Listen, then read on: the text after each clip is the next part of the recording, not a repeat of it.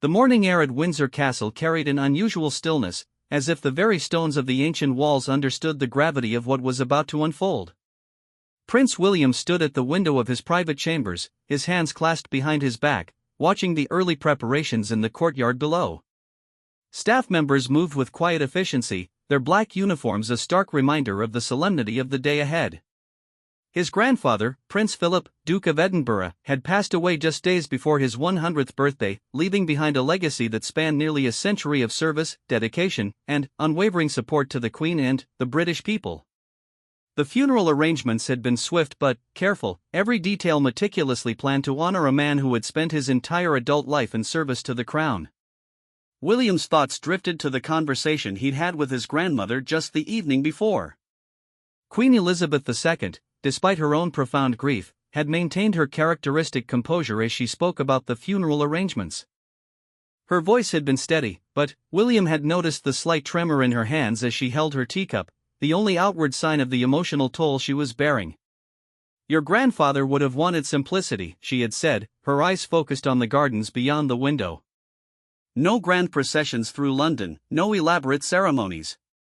Just family, close friends, and the people who truly knew him." William had nodded, understanding that even in death, Prince Philip's practical nature would guide the proceedings. The funeral was to be held at St. George's Chapel, the same venue where Harry had married Meghan just 3 years earlier. The irony wasn't lost on William that this sacred space, which had witnessed such joy and celebration, would now host their final farewell to the family patriarch. The chapel could accommodate only 30 people due to the ongoing pandemic restrictions, making the gathering even more intimate and poignant. As William prepared for the day ahead, his mind inevitably turned to his brother Harry, who had flown in from California just days earlier. Their relationship had been strained for months, ever since Harry and Meghan's explosive interview with Oprah Winfrey had sent shockwaves through the royal family. The accusations of racism, the claims of lack of support during Meghan's mental health struggles, and Harry's assertion that his father had stopped taking his calls had created a chasm that seemed impossible to bridge. William had felt a complex mix of emotions when he learned of Harry's decision to attend the funeral. Relief that his brother would be there to support their grandmother during this difficult time, but also apprehension about how they would navigate their first face-to-face meeting since the interview. The media attention would be intense, with every gesture, every glance between the brothers analyzed and interpreted by royal watchers around the world. The protocol for the funeral procession had been carefully arranged. William and Harry would walk behind their grandfather's coffin as it made its way from the state entrance of Windsor Castle to St. George's Chapel. However, they would not walk side by side. Instead, their cousin Peter Phillips, Princess and son, would walk between them. The arrangement had sparked speculation about whether it was designed to prevent any potential awkwardness between the brothers or simply follow traditional royal protocol. William understood the reasoning behind the decision. The funeral was about honoring Prince Philip, not about the personal dynamics within the royal family. Every aspect of the ceremony needed to reflect dignity, respect, and unity in mourning. The last thing anyone wanted was for the brothers' estrangement to overshadow the solemnity of the occasion. As he adjusted his military uniform, William reflected on his grandfather's remarkable life. Prince Philip had been born Prince of Greece and Denmark in 1921, but his early life had been marked by upheaval and uncertainty. His family had been exiled from Greece when he was just 18 months old, and he had spent much of his childhood moving between relatives across Europe. Despite these early challenges, or perhaps because of them, Prince Philip had developed a resilience and determination that would serve him well throughout his long life. The Duke of Edinburgh had served with distinction in the Royal Navy during World War II, participating in several significant battles in the Mediterranean and Pacific theaters. William had always been fascinated by stories of his grandfather's wartime service, particularly his role in the Battle of Cape Matapan, where his quick thinking and courage had helped secure a crucial victory for the Allied forces.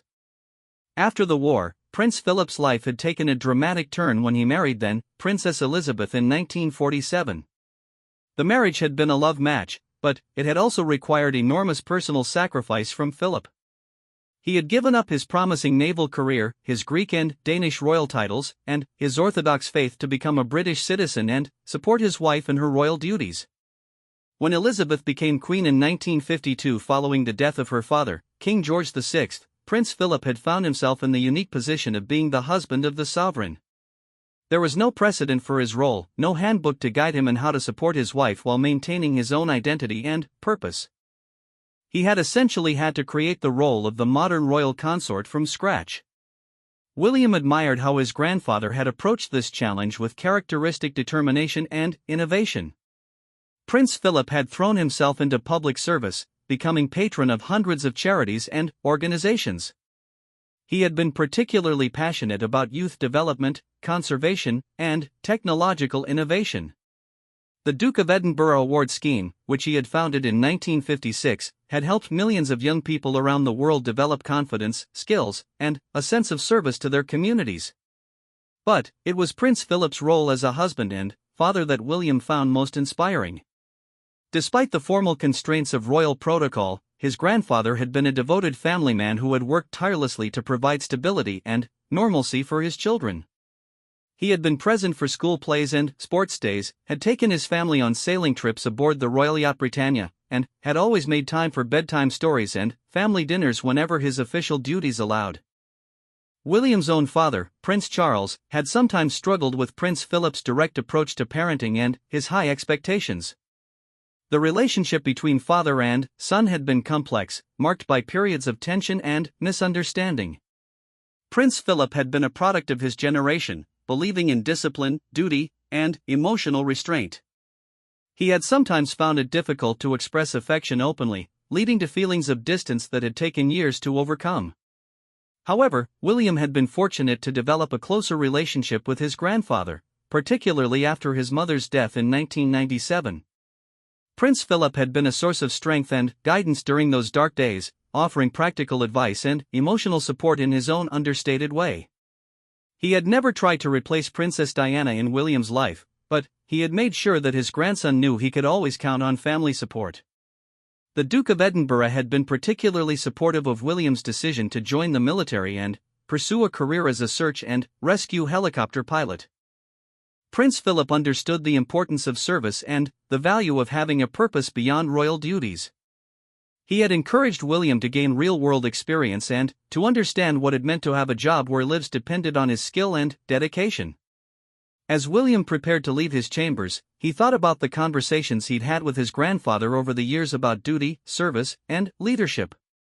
Prince Philip had never sugarcoated the challenges of royal life, but he had always emphasized the privilege and responsibility that came with their position.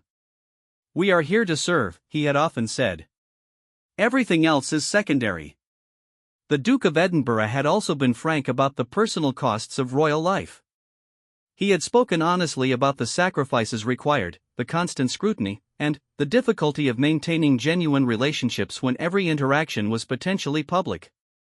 But he had also emphasized the unique opportunities they had to make a positive difference in the world, to highlight important causes, and to bring comfort and encouragement to people during difficult times. William knew that his grandfather had been watching the recent family turmoil with deep concern.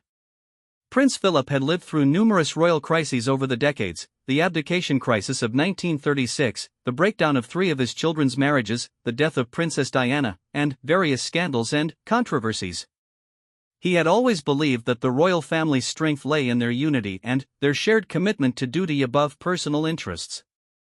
The situation with Harry would have been particularly painful for Prince Philip, who had served as a mentor and father figure to both brothers after their mother's death. He had understood Harry's rebellious streak, having been something of a rebel himself in his youth, but he would have been troubled by the public nature of the family's divisions and the potential damage to the monarchy's reputation.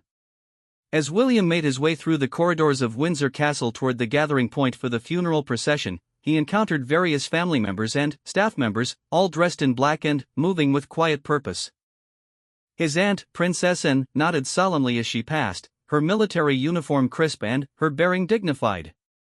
She had perhaps been closest to Prince Philip among his children, sharing his love of horses and his no-nonsense approach to life.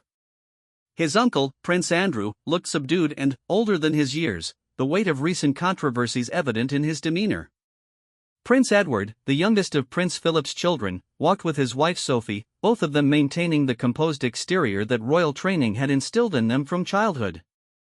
The Queen's other grandchildren were also present, Peter Phillips and Zara Tyndall, Princess Anne's children, along with Princesses Beatrice and Eugenie, Prince Andrew's daughters, and Lady Louise Windsor and James, Viscount Severn, Prince Edward's children. Despite their different ages and stages of life, they were all united in their respect for their grandfather and their desire to support their grandmother during this difficult time.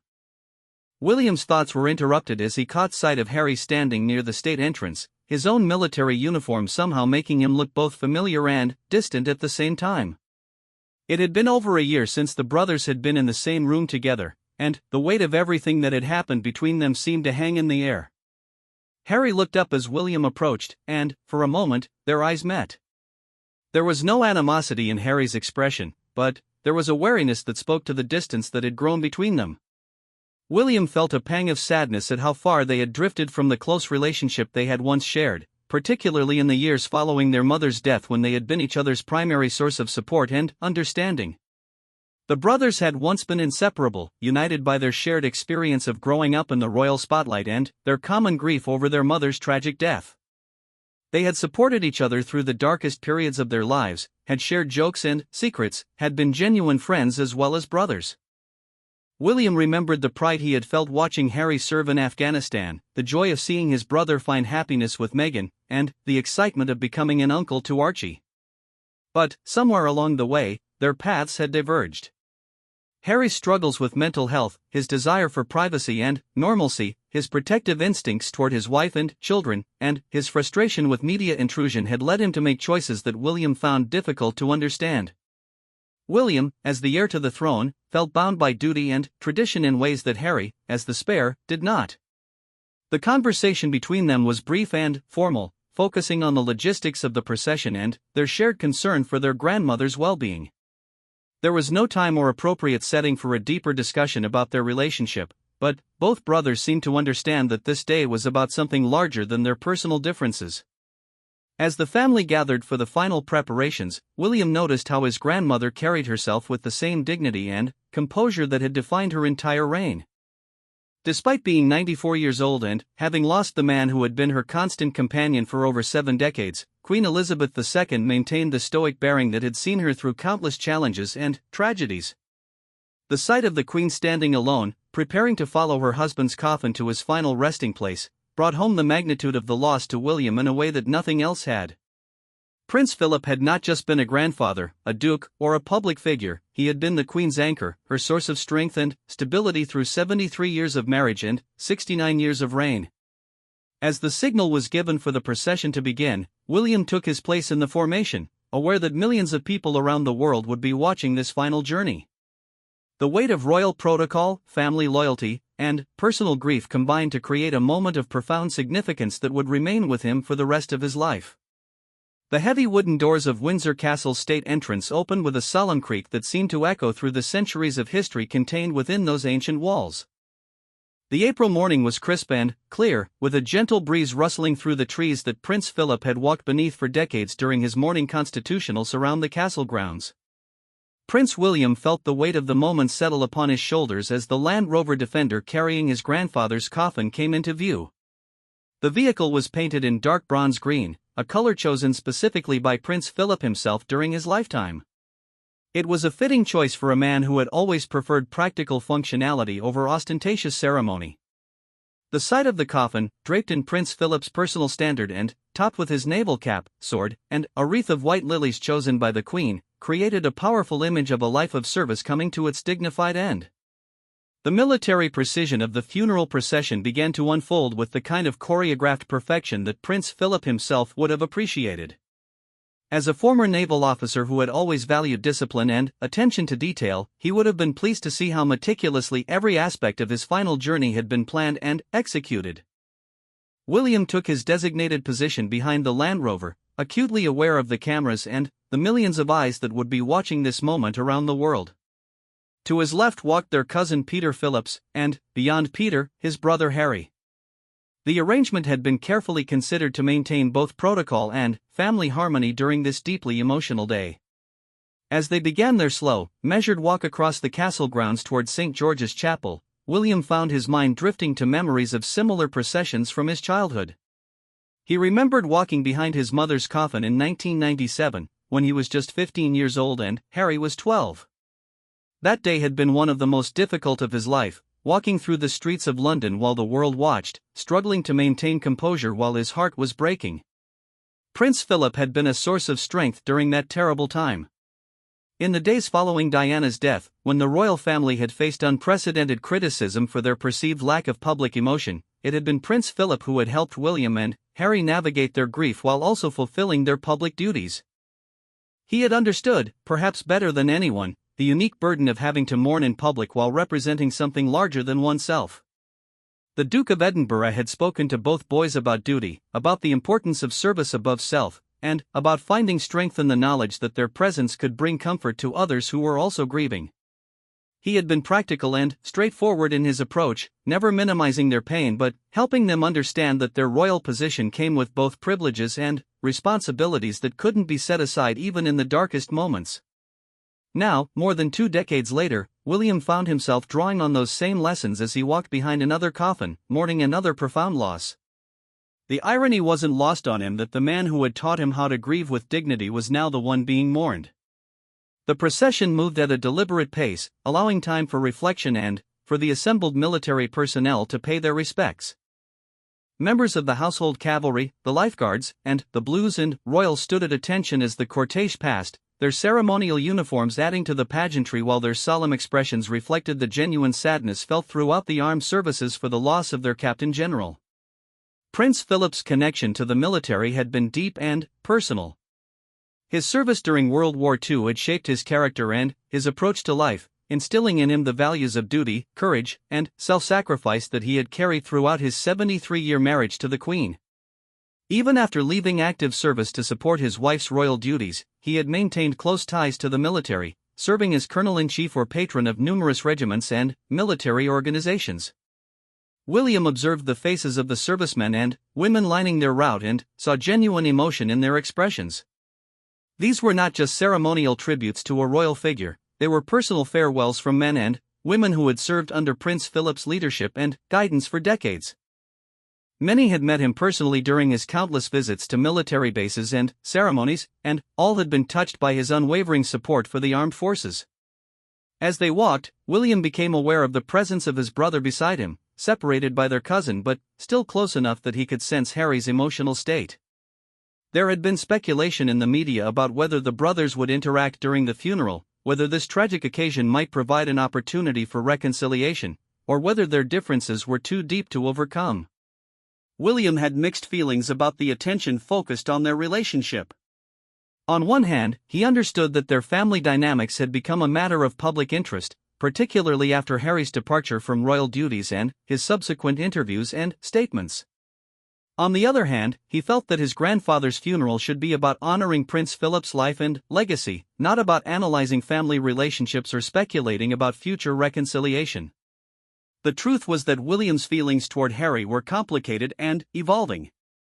He had been deeply hurt by some of the accusations made in the Oprah interview, particularly the claims about how he and his father had handled Harry and Meghan's concerns. William believed that the family had tried to be supportive, but he also recognized that there had been institutional failures and cultural blind spots that had contributed to Harry and Meghan's difficulties. At the same time, William understood that Harry's actions had been motivated by love and protectiveness toward his wife and children. As a husband and father himself, William could relate to the desire to shield one's family from harm, even if he disagreed with how Harry had chosen to handle the situation.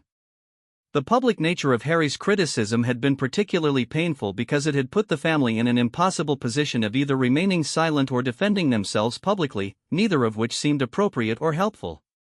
Walking behind their grandfather's coffin, William felt the weight of history and the complexity of royal life in a way that he hadn't experienced since his wedding day. Every step they took was being recorded, analyzed, and interpreted by millions of people around the world.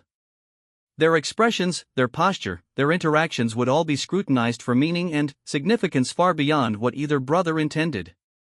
The route from the state entrance to St. George's Chapel was relatively short, but the slow pace of the procession gave William time to absorb the atmosphere and the significance of the moment. The chapel bells were tolling every minute, their deep, resonant sound carrying across the castle grounds and the surrounding countryside. It was a sound that Prince Philip himself had heard countless times over the decades, a sound that connected this final journey to all the joyous and solemn occasions he had witnessed within these walls. As they walked, William thought about the conversations he had shared with his grandfather over the years about the nature of public service and the challenges of royal life. Prince Philip had always been refreshingly honest about the difficulties and restrictions that came with their position, but he had also been passionate about the opportunities it provided to make a positive difference in the world.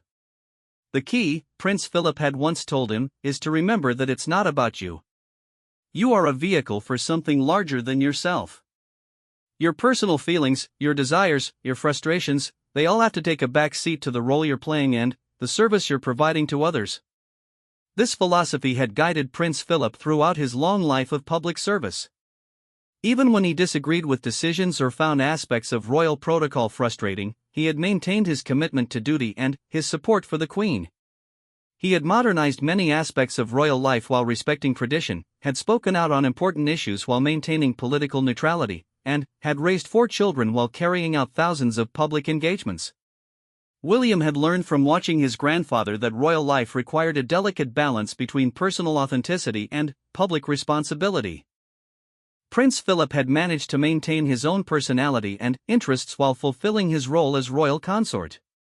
He had been known for his sometimes controversial remarks and his impatience with unnecessary ceremony, but these quirks had made him more relatable and human to the public rather than detracting from his dignity.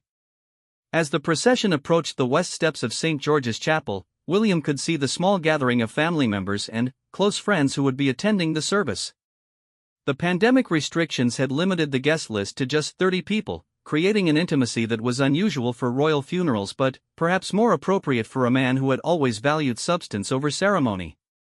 The Queen was already inside the chapel, having arrived separately in her state Bentley. William knew that this would be one of the most difficult moments of her long life. After 73 years of marriage, she was saying goodbye not just to her husband but to her closest confidant, her source of strength, and her constant companion through the challenges and triumphs of her reign. The sight of St. George's Chapel brought back a flood of memories for William. This was where he had been confirmed, where he had attended countless family services, where he had watched his brother marry Meghan in a celebration filled with hope and joy.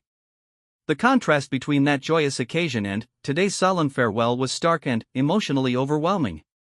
As they reached the chapel steps, the military pallbearers prepared to transfer Prince Philip's coffin from the Land Rover to their shoulders for the final journey into the sacred space where he would be laid to rest.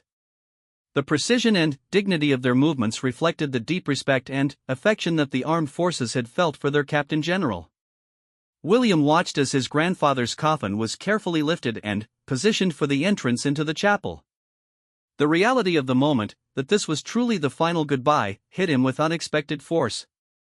Despite Prince Philip's advanced age and recent health challenges, there had been something timeless and indestructible about his presence in their lives. The idea that he was gone, that there would be no more of his dry humor, his practical advice, or his unwavering support, seemed almost impossible to accept.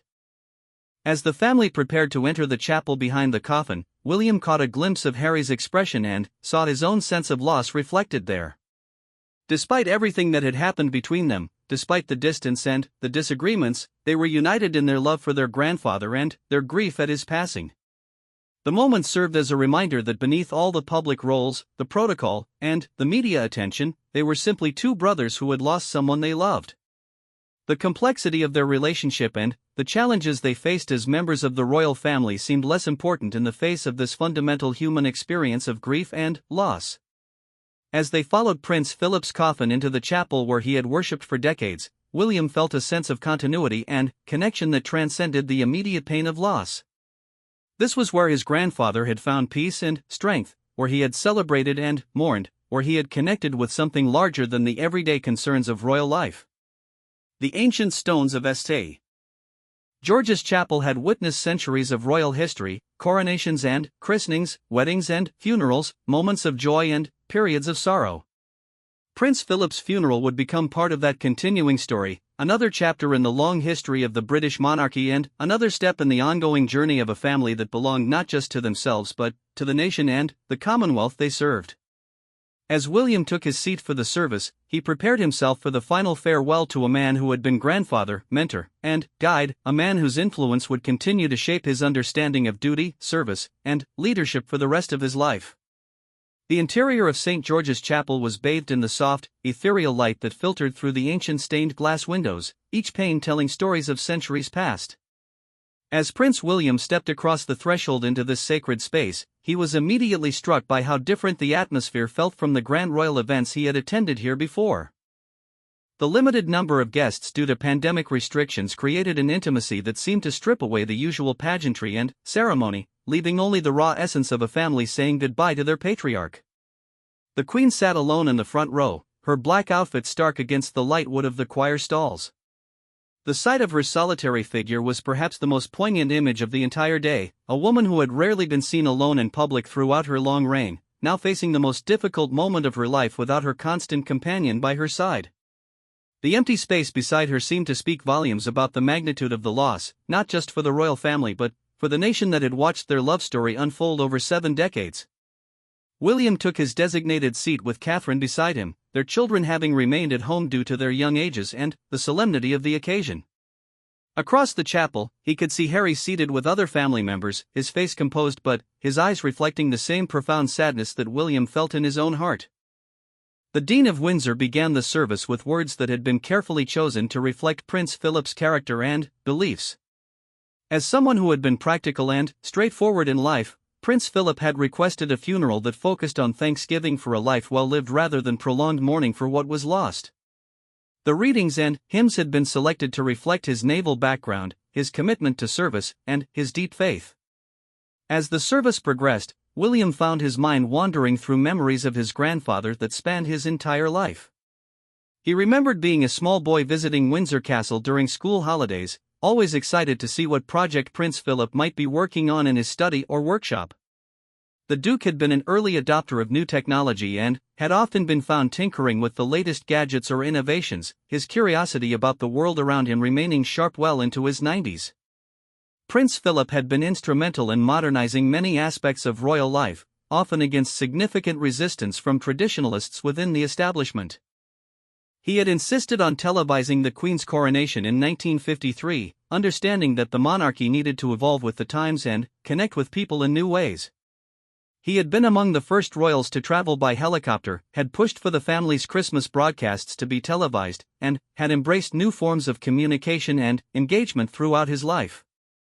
This willingness to embrace change while respecting tradition had been one of the most valuable lessons Prince Philip had passed on to William. The challenge of maintaining the monarchy's relevance and connection with the public while honoring its history and constitutional role required a delicate balance that Prince Philip had navigated skillfully for decades. William thought about the countless conversations they had shared about this very challenge, particularly as William had taken on more royal duties and begun to understand the complexities of his future role. Prince Philip had been frank about the difficulties and frustrations, but he had also been passionate about the opportunities for positive impact that their position provided. "You have to find your own way," Prince Philip had often said. "Every generation faces different challenges and opportunities. The key is to stay true to the fundamental principles of service and duty while adapting to the world as it is, not as you wish it were." This advice had been particularly relevant as William had watched his brother struggle with the constraints and expectations of royal life. Harry's different position as the spare rather than the heir had given him both more freedom and more uncertainty about his role and purpose. William had sometimes envied Harry's ability to take risks and speak more freely, while Harry had occasionally expressed frustration with the limitations of his supporting role. The tensions had become more apparent as they had grown older and started their own families. William's path had been clearly defined: heir to the throne, future Supreme Governor of the Church of England, future head of the Commonwealth. Harry's path had been less certain, requiring him to carve out his own niche within the royal structure while always knowing he would play a supporting role to his older brother. Prince Philip had understood these dynamics better than most, having spent decades in a supporting role himself. He had often spoken to both brothers about the importance of finding purpose and fulfillment within the constraints of their positions, of focusing on the service they could provide rather than the limitations they faced.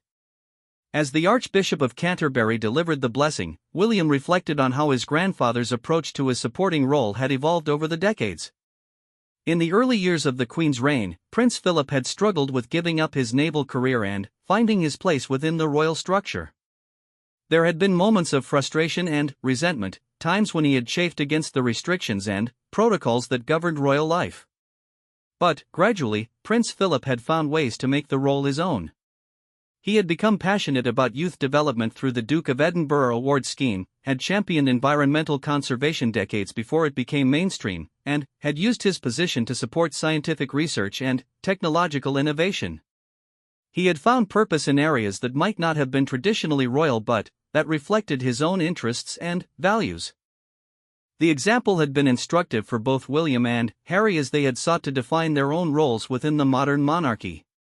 William had focused on issues like mental health awareness, conservation, and emergency services, while Harry had been drawn to veterans' affairs, mental health advocacy, and humanitarian work. During the prayers, William's thoughts turned to the conversations he and Harry had shared with their grandfather about their mother's death and its aftermath. Prince Philip had been one of the few people who truly understood the unique burden they carried as young men who had lost their mother in such public and traumatic circumstances. He had spoken frankly about his own experiences with loss and grief, having lost his mother at a young age and having witnessed the impact of tragedy on the royal family throughout his long association with them. His approach had been practical rather than sentimental. He had encouraged them to honor their mother's memory through their actions and service rather than dwelling on their pain. "Grief is the price we pay for love," he had told them, borrowing from Queen Elizabeth's famous words after September 11th. "The depth of your sadness reflects the depth of your connection to your mother. Don't run from that pain, use it to understand others who are suffering and to motivate your service to them." This philosophy had shaped both brothers' approach to their royal duties, leading them to focus on causes related to mental health, trauma, and supporting others through difficult times. It had also influenced their desire to be more open about their own struggles, to break down the traditional royal reserve that had sometimes created distance between the family and the public. However, their different approaches to this openness had become a source of tension between them. William had been more cautious, believing that some privacy was necessary for the family's well-being and the monarchy's dignity. Harry had been more willing to share personal details and to challenge traditional approaches to royal life. Prince Philip would have understood both perspectives, having spent decades navigating the tension between public service and private life. He had been known for his occasionally controversial remarks and his impatience with unnecessary ceremony, but he had also been fiercely protective of the Queen and the institution of the monarchy. As the final hymn began, William looked across the chapel at his grandmother and marveled at her composure and dignity. Throughout the service, she had maintained the stoic bearing that had characterized her entire reign, even as she said goodbye to the man who had been her strength and support for over 7 decades. The Queen and Prince Philip's love story had been one of the most enduring and inspiring aspects of the modern monarchy. Their relationship had begun as a teenage romance when Elizabeth was just 13 years old, and it had grown into a deep partnership that had sustained them through the challenges and pressures of royal life. Prince Philip had given up everything, his nationality, his religion, his naval career, to marry the woman he loved and support her in her royal duties. In return, the Queen had relied on his strength, his counsel, and his unwavering support as she had navigated the challenges of her long reign. Their partnership had not always been easy. There had been rumors and speculation about their relationship over the years, pressures from the media and the public, and the constant challenge of maintaining a private relationship while living in the public eye. But their commitment to each other and to their shared duty had never wavered. William had often looked to his grandparents' marriage as a model for his own relationship with Catherine. He had seen how they had supported each other through difficult times, how they had maintained their individual personalities while working as a team, and how they had balanced their public duties with their private happiness. The example had been particularly valuable as William had prepared for marriage and fatherhood, understanding that his future queen would need the same kind of support and partnership that Prince Philip had provided to Queen Elizabeth. The challenges would be different for William's generation, but the fundamental principles of mutual support, shared purpose, and unwavering commitment would remain the same. As the service drew toward its conclusion, William felt a profound sense of gratitude for the man they were honoring. Prince Philip had shaped not only the monarchy and the country but also the character and values of the family members who would carry on his legacy. His influence could be seen in the Queen's strength, in Prince Charles's commitment to environmental causes, in Princess Anne's work ethic and no-nonsense approach, and in the values he had instilled in his grandchildren. The final moments of the service were marked by the playing of the last post, the traditional military tribute that honored Prince Philip's service to his country. As the haunting notes echoed through the chapel, William felt the weight of finality settling over the gathering. This was truly the end of an era, the closing of a chapter in royal history that would never be repeated. As the service concluded and the family prepared for the committal at the royal vault, William reflected on the legacy that Prince Philip was leaving behind. It was a legacy of service, duty, and unwavering commitment to something larger than oneself. It was a legacy of modernization balanced with respect for tradition, of innovation tempered with wisdom, of love expressed through actions rather than words. Most importantly for William, it was a legacy of showing how to live a meaningful life within the constraints and opportunities of royal duty. Prince Philip had demonstrated that it was possible to maintain one's individuality while serving the greater good, to find purpose and fulfillment while putting others' needs first, and to build lasting relationships while living in the public eye. As they prepared to leave the chapel for the final committal service, William caught sight of Harry again and felt a moment of connection that transcended their recent difficulties. They were both inheritors of Prince Philip's legacy, both shaped by his influence, both committed to carrying forward the values he had embodied throughout his remarkable life. The path forward for their relationship remained uncertain, but, in that moment, William felt hopeful that their shared love for their grandfather and their common commitment to service might eventually help them find their way back to each other. Prince Philip would have wanted his grandsons to support each other, to work together in service of the crown and the country, and to honor his memory through their unity rather than their division. The committal service at the royal vault beneath St. George's Chapel was conducted with a solemnity and intimacy that seemed to strip away all pretense and ceremony, leaving only the essential truth of a family saying their final goodbye to a beloved patriarch. The ancient stone walls of the vault had witnessed countless royal interments over the centuries, but today's gathering felt uniquely personal and profound. Prince William stood with his family as the Archbishop of Canterbury spoke the final words over his grandfather's coffin. The space was small and confined, creating an atmosphere of closeness that had been absent from the larger chapel service above. Here, surrounded by the tombs of kings and queens from centuries past, the immediate reality of Prince Philip's death became undeniably final. The Queen stood with remarkable composure, but William could see the strain in her posture, the slight tremor in her hands as she held her handbag. At 94 years old, having lost the man who had been her companion for over 7 decades, she embodied both incredible strength and profound vulnerability. The image of her standing alone in that sacred space would remain with William for the rest of his life. As the coffin was slowly lowered into the vault, William felt the weight of history and continuity pressing down upon him.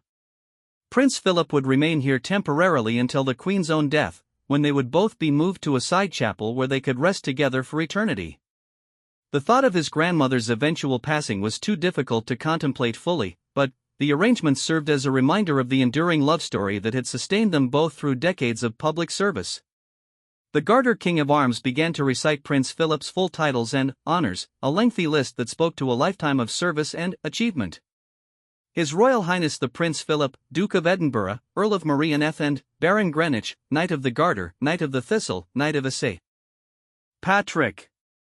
The recitation continued, each title representing a different aspect of his service to the Crown and the Commonwealth.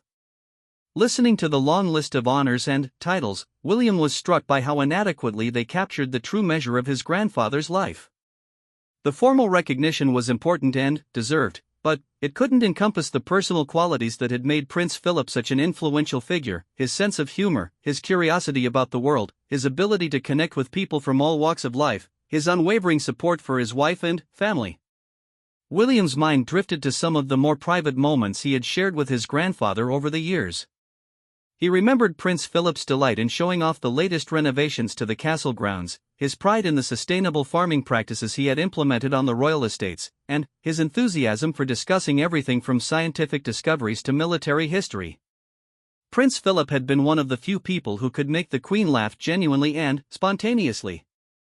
William had witnessed their playful interactions during family gatherings, seeing a side of his grandmother that few others ever experienced. Their relationship had been built on deep mutual respect and affection, seasoned with humor and sustained by shared values and purpose.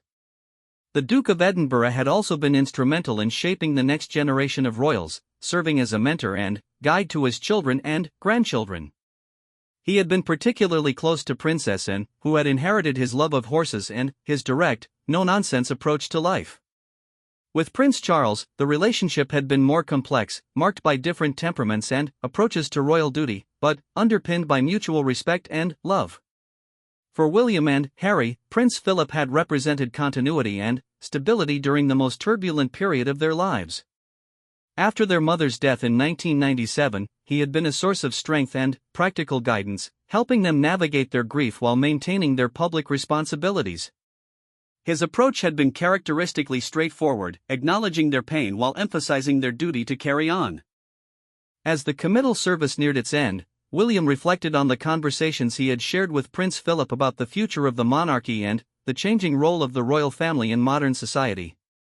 Prince Philip had lived through extraordinary changes, from the end of the British Empire to the rise of social media, from a deferential post-war society to today's more questioning and diverse Britain. Throughout all these changes, Prince Philip had maintained his belief in the fundamental importance of service and duty while adapting to new circumstances and expectations. He had understood that the monarchy's survival depended on its ability to remain relevant and connected to the people it served, while maintaining the dignity and continuity that gave it meaning and purpose. These lessons had been particularly relevant for William as he had begun to take on more significant royal duties and prepare for his future role as king. Prince Philip had emphasized the importance of understanding the changing needs and expectations of the British people while staying true to the core values that defined the monarchy. Each generation has to find its own way, Prince Philip had often said.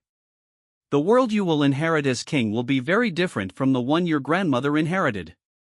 Your job is to adapt to those changes while preserving what matters most. This wisdom had guided William's approach to his royal duties, leading him to focus on issues that resonated with younger generations while maintaining respect for tradition and protocol. His work on mental health awareness, environmental conservation, and supporting emergency services reflected both his personal passions and his understanding of what mattered to contemporary Britain. The challenge for William's generation would be even greater than what Prince Philip had faced.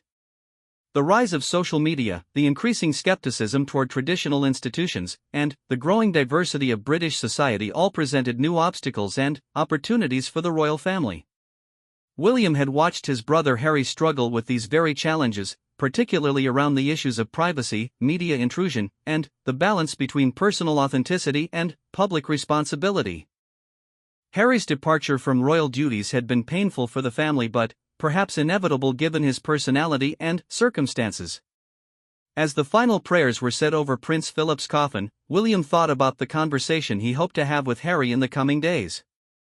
The funeral had provided a neutral space where they could begin to reconnect as brothers rather than as representatives of different approaches to royal life. The pain of their estrangement had been one of the most difficult aspects of the past year for William. Despite their disagreements and the hurt caused by Harry's public criticisms, William missed his brother deeply.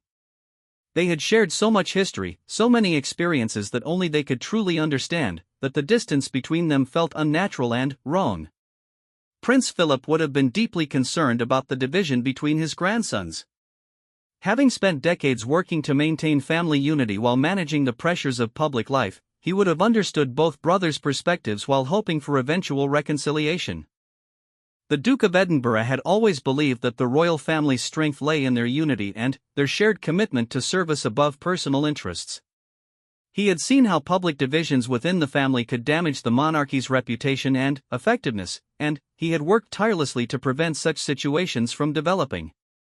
As the committal service concluded and the family began to file out of the vault, William caught Harry's eye and sought his own sadness reflected there. The shared experience of grief had created a moment of connection that transcended their recent difficulties, reminding both brothers of the love and respect they continued to feel for each other despite everything that had happened. Walking back through the chapel and out into the April sunlight, William felt emotionally drained but also strangely hopeful.